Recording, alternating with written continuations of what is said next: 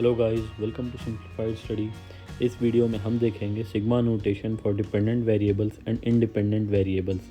Video के end में अगर आपको इन टॉपिक्स से रिलेटेड कोई डाउट हो तो आप उन्हें कमेंट सेक्शन में पूछ सकते हैं या हमारे टेलीग्राम चैनल पे पूछ सकते हैं, जिसका लिंक वीडियो के डिस्क्रिप्शन में दिया गया है। चलिए अब स्टार्ट करते हैं इस वीडियो के टॉपिक्स।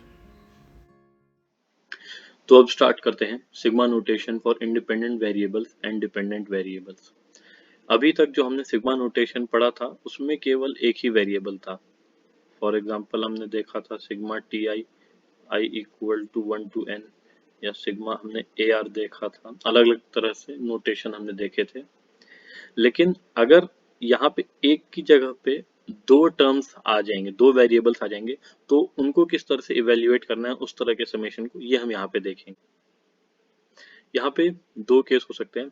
पहला कि जो दो वेरिएबल्स आएंगे वो एक दूसरे से लिंक्ड ना हो और एक दूसरे पे डिपेंड ना करते हो, और दूसरा जहाँ पर कि ये दो वेरिएबल्स आपस में एक दूसरे पे डिपेंड करते हो, तो इन दोनों को हम अलग अलग तरह से इवेल्युएट करेंगे। सबसे पहले हम देख लेते हैं केस ऑफ इंडिपेंडेंट वेरिएबल्स। यहाँ पर जैसा कि अभी बताया गया है, वेरिएबल्स लिंक नहीं होते हैं एक दूसरे से।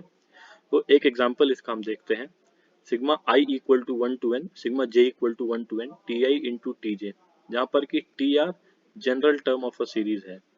अब ये जो वैल्यूज हैं आई की इनिशियल वैल्यू और फाइनल वैल्यू, और जे की इनिशियल वैल्यू और फाइनल वैल्यू, ये वैल्यू कुछ और भी हो सकती है, लेकिन यहाँ पे इंपॉर्टेंट चीज ये है कि ये न्यूमेरिकल वैल्यूज हैं।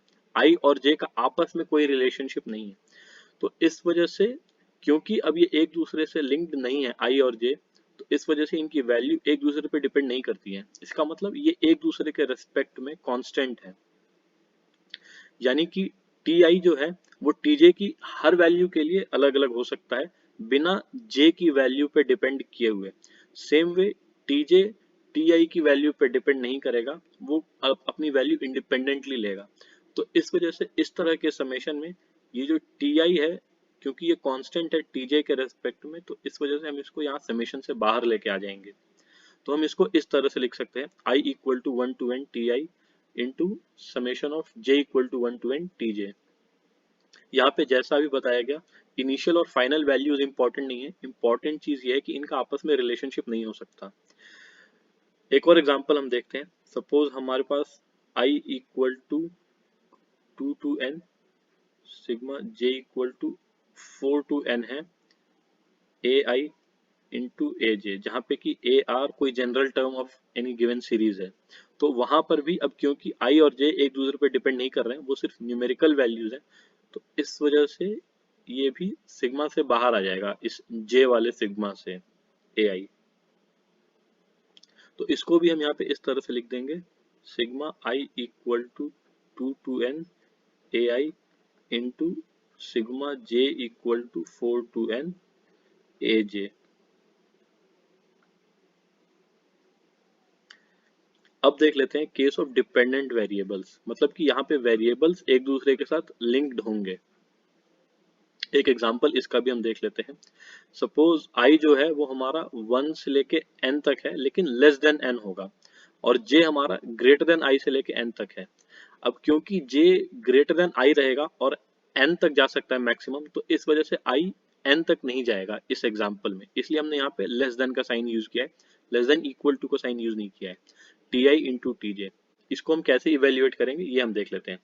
सबसे पहले हम सारे के सारे प्रोडक्ट्स को इस तरह से लिख देंगे एक मैट्रिक्स बना के, T1 into T one, T1 into T2, T1 into T3, इस तरह से up to T1 into Tn। Same way T2 into T1, T2 into T2, इस तरह से up to T2 into Tn। इसी तरह से T3 अप टू Tn तक जाएगा, और Tn भी जो है Tn up to Tn into Tn तक जाएगा। तो यहाँ पे हमारा I जो है ये हो जा रहा है 1 to n, और j भी हो जा रहा है 1 to n। अगर हम इन सारे टर्म्स का समेशन निकालते हैं तो यानी कि ये जो पूरा मैट्रिक्स है, इसके सारे टर्म्स का जो सम है वो है sigma I equal to 1 to n t i into sigma J equal to 1 to n t j. अब इसको जैसा हम देख सकते हैं तीन पार्ट में ब्रेक किया गया है। सबसे पहले ये अपर ट्रायंगल है, उसके बाद ये हमारे डायगोनल एलिमेंट्स हैं, और उसके बाद ये हमारे यहाँ पे लोअर ट्रायंगल है। अब डायगोनल एलिमेंट्स कौन से हैं, जहाँ पे कि i इक्वल टू जे है। T1 इंटू T1, यहाँ पे I और J दोनों 1 है, सेम वे यहाँ पे I और J 2 है, I और J यहाँ पे 3 है, और इस तरह से I और J अप टू n तक जा रहे हैं। तो इनका जो समेशन हम लिखेंगे वो हो जाएगा डायगोनल एलिमेंट्स का I equal to 1 to n Ti square, क्योंकि ये T1 इंटू T1 स्क्वायर हो जाएगा, ये T2 square, T3 square up to Tn square. अब हम नॉन डायगोनल एलिमेंट्स को देखते हैं। यहाँ पे जैसा कि हम देख सकते हैं कि value in upper triangle T1 into T2 की वैल्यू T2 इंटू T1 की इक्वल होगी, same way T1 into T3 की वैल्यू T3 इंटू T1 की होगी, इसी तरह से T1 इंटू Tn की वैल्यू Tn इंटू T1 होगी। इस तरह से हम बाकी टर्म्स भी देखेंगे, जितने भी टर्म्स ऊपर वाले ट्रायंगल में रिपीट हो रहे हैं सेम टर्म्स नीचे वाले ट्रायंगल में रिपीट हो रहे हैं, बस वो उनकी मिरर इमेज होंगे पोजीशन वाइज। तो इस वजह से इन दोनों के टर्म्स का अगर हम सम लेंगे तो उनकी वैल्यू सेम आएगी, क्योंकि सारे टर्म्स सेम हैं।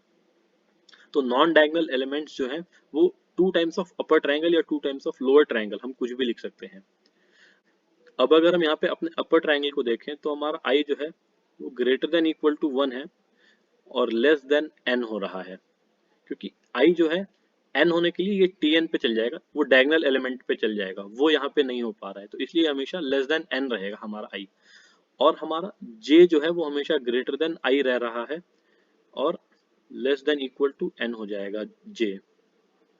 j यहाँ पे फॉर एग्जांपल ये t1 है तो ये t2 हो रहा है मिनिमम, फिर t3 अप टू tn।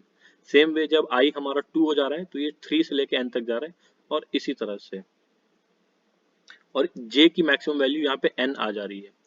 तो ये जो हमारे अपर ट्रायंगल है ये एक्चुअली में इसी समेशन को रिप्रेजेंट कर रहा है। अगर हम इसके सारे टर्म्स का सम ले लें तो नॉन डायगोनल एलिमेंट जैसा कि हमने देखा 2 टाइम्स ऑफ अपर ट्रायंगल हम लिख सकते हैं, और अपर ट्रायंगल वही वैल्यू है जो हमें यहाँ पे फाइंड आउट करनी थी, जो डिपेंडेंट वेरिएबल्स का केस हमने यहाँ पे देखा था।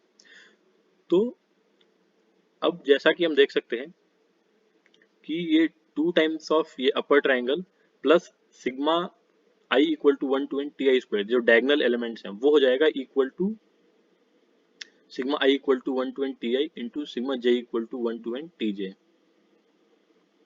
अब यहाँ पे sigma i equal to 1 to n ti, ये है हमारा t1 प्लस t2 इसी तरह से अप टू tn, और ये इसको हम इस तरह से भी लिख सकते हैं sigma tj j equal to 1 to n।